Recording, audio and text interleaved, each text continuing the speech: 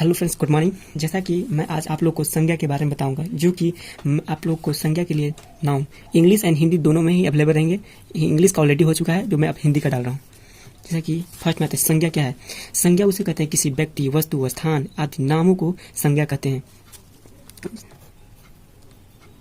जैसा कि मैं लिख रहा हूँ, किसी व्यक्ति, वस्तु, स्थान, नाम, प्राणी इत्यादि जितने भी मतलब आप लोग को दुनिया में वस्तु दिखाई दे रही है उसका नाम है, उसी को हम लोग संज्ञा कहते हैं। इत्यादि को संज्ञा कहते हैं। अब आता है नेक्स्ट पे, संज्ञा के कितने भेद होते हैं संज्ञा कहते हैं। तो संज्ञा के कुल आपको 5 प्रकार के होते हैं, जैसा कि आप लोग जानते हैं।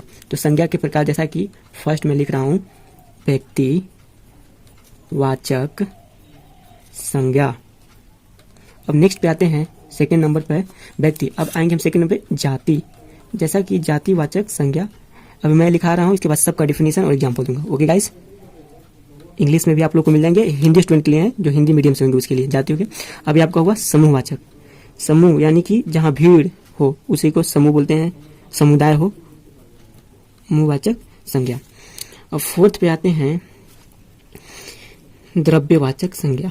द्रव्य यानी कि जिसको नापा या तौला जाए उसी को द्रव्यवाचक संज्ञा कहते हैं। अब 5 में आते हैं भाववाचक। आपको भाववाचक में आपको यह बतलाया जाएगा किसी व्यक्ति का गुण, दोष कैसा होता है, उसी को भाववाचक। अब अकॉर्डिंग टू फर्स्ट का हम डिफिनेशन बताते हैं। जैसा कि मैं आपको व्यक्तिवाचक का पहले से ही लिख लिया हूँ डिफिनेशन, अब मैं इसे समझाता हूँ। देखिए, संज्ञा के जिस शब्द से किसी खास या विशेष व्यक्ति, वस्तु एवं स्थान का बोध हो, मतलब कि किसी खास जिस से खास विशेष, जैसे कि व्यक्ति में एग्जाम्पल में बताऊँ, जैसा कि अभी रामायण चल रहा है, जैसा कि राम, सभी लोग राम को जानते हैं, ये किसी खास विशेष व्यक्ति है राम।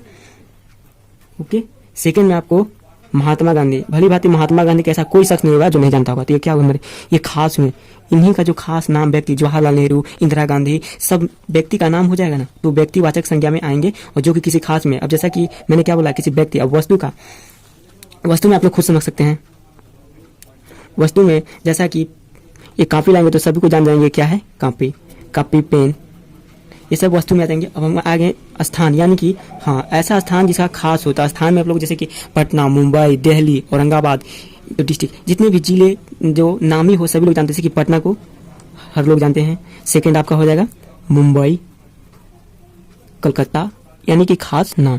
तो आपका यहाँ ये व्यक्तिवाचक समाप्त हो गया। अब सेकंड नंबर पे आते हैं जातिवाचक। जैसा कि अब मैं इसको भी पहले की भांति इसको भी अब लिख लेता हूँ।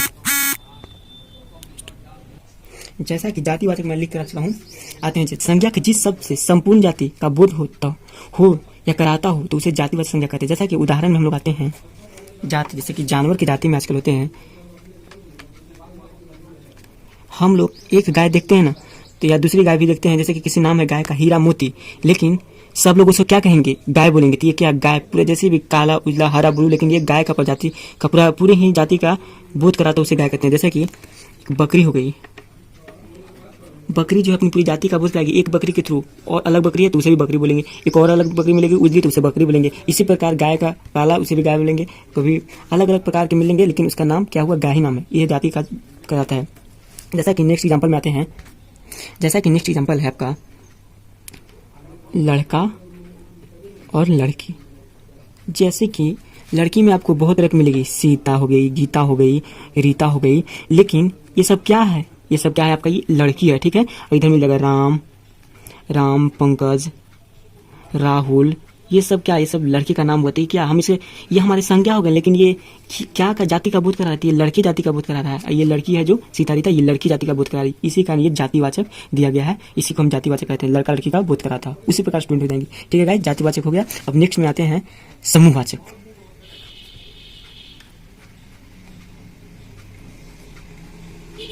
समूहवाचक संज्ञा,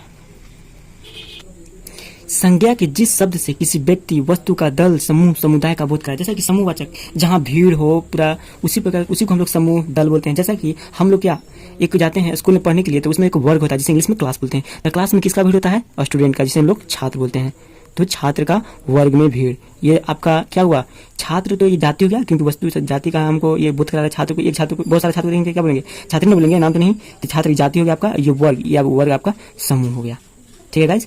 अब इसके बाद नेक्स्ट एग्जांपल आपको बता रहा हूँ, जैसा जहाँ भीड़ हो, मान चलिए अंगूर का छाला हम ले लेते हैं, एक अंगूर का, उसमें बहुत सारे लग रहते हैं ना, तो उसका जो, हाँ एक और भी एग्जाम्पल होता है, जैसे कि चाबी का गुच्छा, तो हमारा चाबी का जो गुच्छा हुआ ना, ये भी एक समूह, वो अपना बहुत सारा समूह बना लेगा, बहुत सारा भीड़ हो जाएगा, उसी प्रकार चाबी हो गया। हाँ नेक्स्ट एग्जाम्पल आपका ये हो सकता है आर्मी, यानी कि जिसे हम लोग सेना बोलते हैं, सेना।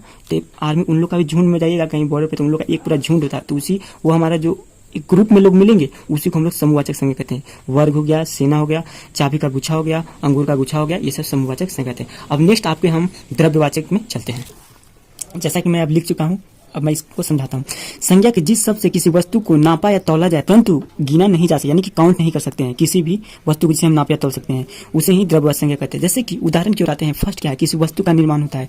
जैसा कि फर्स्ट में आपको आभूषण लिख रहा हूँ, आप लोग आभूषण से भली भांति जानते होंगे, जैसे कि आभूषण में बहुत तरह के आते हैं, जिसे हम लोग बोलते हैं, जैसा कि मैं आभूषण लिखा, आभूषण में क्या क्या आएंगे, सोना आ जाएंगे, सोना, चांदी।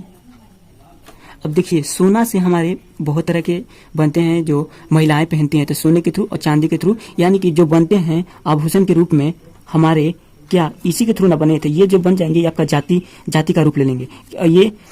ये सोना चांदी जो हुआ ये आपका उदाहरण द्रव्यवाचक हुआ। अब आते हैं सेकंड में, जिसे नापा या तौला जा सकता है परंतु गिना नहीं जाता। सोचिए किसको नापा या तौल सकते हैं लेकिन गिने, चीनी आपका हो गया, जिसे इंग्लिश शुगर बोलते हैं, चीनी नाप या तौल सकते हैं, चीनी हो गया,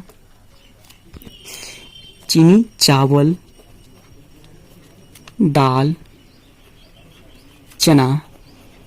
देखिए चीनी, चावल, दाल, आपको यदि ये आपको एक बोरा भर में यानी पूरा इतना सारा मिल जाएगा चीनी, तो आप क्या उसे गिन सकते हैं? नहीं उसे, लेकिन क्या कर सकते हैं, उसे आप वेट कर सकते हैं कितना केजी का होगा। जैसे कि चना 1 kg है और 1 kg आपको बोला जाएगा गिनने के लिए, तो कौन गिनेगा, इसे गिना नहीं जा सकता है। इसी का एग्जाम्पल आपका द्रव्यवाचक का होगा। एग्जाम्पल में आजकल 10th या 12th एग्जाम में हिंदी जो आएंगे ग्रामर में पूछेंगे ना, चीनी आपको दे देगा, बोलेगा कौन सा संज्ञा का कौन सा उदाहरण है, आपको खुद से लिखना होगा, ऑप्शन भी नहीं आज रहते हैं, तो लिखिएगा फटाक से द्रव्यवाचक संज्ञा। अब नेक्स्ट आते हैं जिसे तरल पदार्थ यानी कि लिक्विड टाइप में, जिसे हम लोग क्या कर सकते हैं, जैसे आपका लिक्विड में हो गया ना, पानी हो गया, पानी को हम लोग क्या कर सकते हैं, इसका लीटर में नाप सकते हैं, पानी हो गया, दूध हो गया। लेकिन आपको क्या दूध को गिन सकते हैं? दूध तो कोई बोलेगा, जो बोलेगा दूध को गिन सकते हैं वहाँ मुर्गे होगा, इसी कारण दूध को नहीं गिना सकता है। ये आप लोग को ये आपको द्रव्यवाचक में आ जाएंगे। तो मैं आशा करता हूँ आपको ये समझ आ गए होंगे। किसी तरह प्रकार का दिक्कत तो कमेंट में कर सकते हैं। अब 5 नंबर में आते हैं समूहवाचक, यानी कि समूह तो हो ही चुका है, अब आपका भाववाचक बचा है, भाववाचक संज्ञा। इसमें आपका किसी व्यक्ति का गुण, दोष, यही सब, ईमानदारी, बेईमानी उसका समझाता है। जैसा कि मैं अब लिख रहा हूं, जैसा कि संज्ञा के जिस शब्द से किसी व्यक्ति का गुण, दोष का बोध कराता है उसे भाववाचक संज्ञा। जैसे कि किसी व्यक्ति का, जैसे कि आप लोग रामायण में राम जो कि आपका ये उदाहरण क्या है, राम ये व्यक्तिवाचक का उदाहरण है। अब इसका हम भाववाचक में कर रहे हैं, कैसे होगा, जैसे राम को लोग बहुत ही अच्छे मानते हैं, इनके ऐसे क्या थे, इनके अंदर बहुत अच्छी अच्छी चीजें जो थी, प्रेम थी, अच्छाई थी और ईमानदारी थी।